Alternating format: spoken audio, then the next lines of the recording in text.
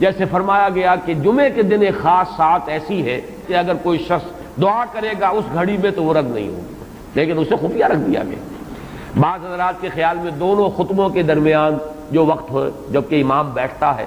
یہ وقفہ ہے وہ خاص ساعت، بعض حضرات کے نزدیک وہ نماز کے ادا ہونے سے لے کر عصر تک کا وقفہ ہے۔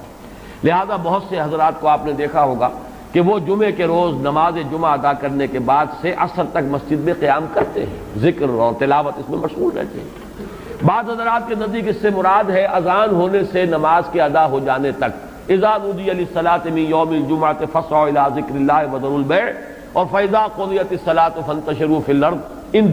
دونوں کے مابین جو وقت ہے وہ گویا کہ اس کا، لیکن اس کو بھی مخفی رکھ دیا گیا کہ عظمت والی چیزوں کو اللہ نے چھپایا ہے، اسے مخفی رکھا ہے، اسی میں اس کو بھی شامل کر لیجئے کہ ایک گھڑی ہے جمعے کے دن، ایک وقت ہے، ایک ساعت ہے، اس میں جو دعا کی جائے قبول ہو جائے گی۔